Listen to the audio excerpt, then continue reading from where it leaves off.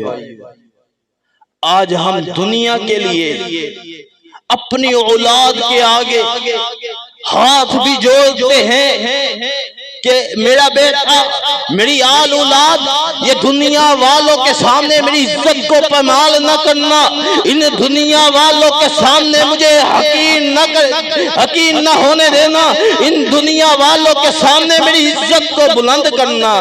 کبھی ہم نے اپنی اولاد کے سامنے ہاتھ اس وجہ سے بھی جوڑے۔ السلام علیکم ورحمۃ اللہ وبرکاتہ۔ نحمده ونصلي على رسوله الكريم، أما بعد، فأعوذ بالله السميع العليم من الشيطان الرجيم، بسم الله الرحمن الرحيم، يا أيها الذين آمنوا ادخلوا في السلم كافة۔ اے اسلام کا دعویٰ کرنے والوں، اپنے آپ کو مسلمان کہنے والوں، اسلام کے اندر پورے داخل ہو جاؤ۔ آپ احباب علماء کرام سے یہ سنتے رہتے ہیں کہ ہم اسلام میں کس طرح داخل ہو سکتے ہیں، ہم اللہ کا قرب کس طرح حاصل کر سکتے ہیں۔ لیکن آج میں ایک ایسا نقطہ بیان کرنا چاہتا ہوں کہ جس کی آج کے دور کے اندر ہر گھر میں ضرورت ہے، مرد ہو، عورت ہو، بچہ ہو، جوان ہو، عالم دین کا گھر ہو یا جاہل کا گھر ہو، ہر ایک کے گھر میں اس کی بے انتہا ضرورت ہے۔ وہ کون سا نقطہ؟ وہ تربیت کا نقطہ ہے کہ آج ہم اپنے بچے کو سکول کے اندر تو داخل کرواتے ہیں، 5500 اس کی فیس دیتے ہیں، لیکن چند دن کے بعد ہمیں نظر آتا ہے کہ اس بچے کی تربیت نہیں ہو رہی، یہ بچہ سیدھے راستے پہ نہیں چل رہا۔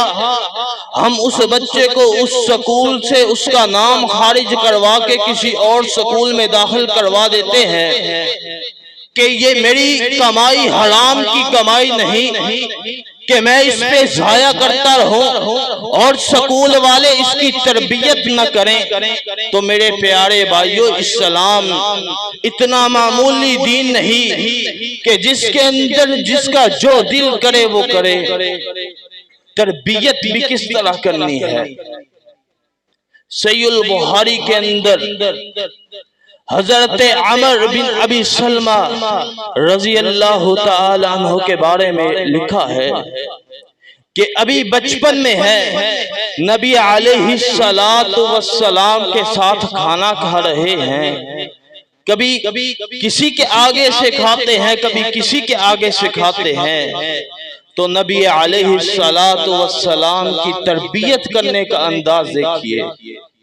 نبی علیہ السلام نے سب کو متوجہ کیا اور فرمایا بسم اللہ پڑھ کے اپنے آگے سے کھاؤ۔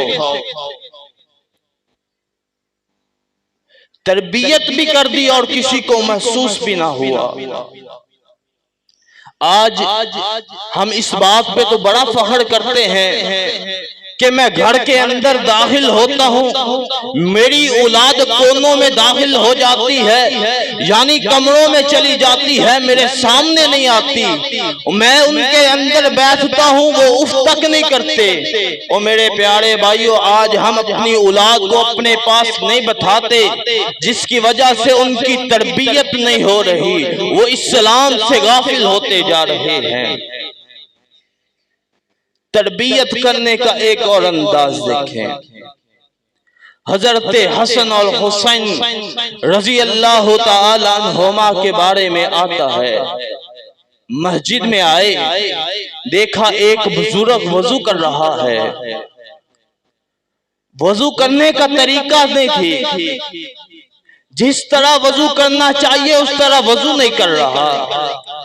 سوچ میں پڑ گئے کہ اگر ہم نے کہا بابا جی آپ کا وضو ٹھیک نہیں تو بابا جی غصے میں آ جائیں گے، کہنے لگے بابا جی کو، بابا جی میں کہتا ہوں میرے وضو کا طریقہ ٹھیک ہے، میرا بھائی حسن کہتا ہے میرا وضو کرنے کا طریقہ ٹھیک ہے، ذرا ہمارا فیصلہ کریے گا۔ پہلے حضرت حسن نے وضو کرنے کا طریقہ بتلایا، پھر حضرت حسین نے وضو کرنے کا طریقہ بتلایا، تو بابا جی کہنے لگے بیٹا آپ دونوں کا وضو ٹھیک ہے، میرا وضو نہیں ٹھیک۔ تربیت کرنی ہو تو بے شمار راستے نکل آتے ہیں۔ آج ہم تربیت کرنے کے لیے تو بیٹھتے ہیں، تربیت کرنے کا انداز ہمارا کیا ہے کہ ہم ان کے اوپر روب ڈالتے ہیں، ان کو گالیاں دیتے ہیں کہ آپ یہ کام نہیں کرتے اور ساتھ گالی دے دیتے ہیں۔ رسول اللہ صلی اللہ علیہ وسلم کا میرے پیارے بھائیوں یہ طریقہ نہیں تھا۔ حضرت انس بن مالک رضی اللہ تعالیٰ عنہ بیان کرتے ہیں کہ میں نے 10 سال نبی علیہ السلام کی خدمت کی، ان 10 سالوں میں میرے سے کام بھی بہت زیادہ خراب ہوئے۔ میں بچپن میں تھا تو نبی علیہ السلام مجھے کسی کام بھیجتے، میں جا کے کھیلنے لگ پڑتا، یا میرے سے کوئی معاملہ خراب ہو جاتا، نبی علیہ السلام نے مجھے کبھی ڈانٹا نہیں تھا، اف تک نہیں کہا تھا، بلکہ مجھے پیار سے سمجھاتے تھے۔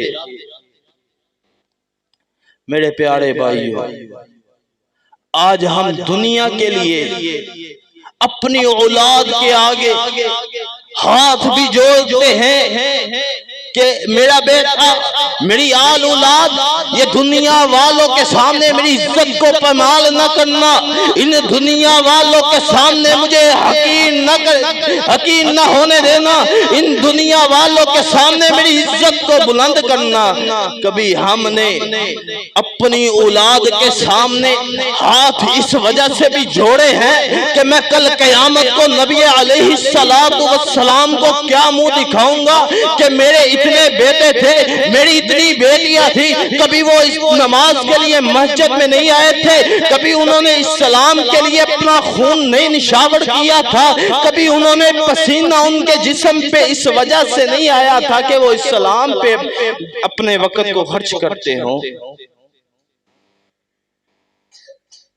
میرے پیارے بھائیوں اگر آج ہم تربیت کریں گے تو کل قیامت کا دن ہوگا، پوری دنیا جمع ہوگی اور اعلان ہوگا فلانے کا بیٹا جنت میں چلا گیا ہے، فلانے کے بیٹے کی وجہ سے اس کے باپ نے اس کی تربیت اچھی کی، اس وجہ سے اللہ تعالیٰ اس کے باپ کو بھی اس کے ساتھ جنت میں داخل کر رہے ہیں۔ اس وقت ہمارا سر فخر کے ساتھ بلند ہو جائے گا، اور کچھ ایسے بھی پرہیزگار متقی ہوں گے، تہجد گزار ہوں گے، نمازی ہوں گے کہ اعلان ہوگا فلانے بندے نے اپنی اولاد کی تربیت نہیں کی، اپنے ہمسایوں کی تربیت نہیں کی، اپنے علاقے والوں کی تربیت نہیں کی، جس کی وجہ سے وہ جنت میں جاتا جاتا ان کے ساتھ جہنم میں گر گیا ہے۔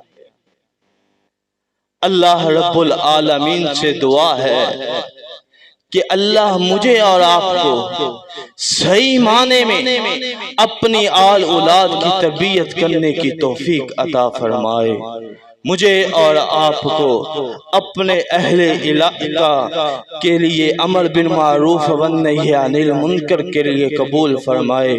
وما علینا الا البلاغ المبین۔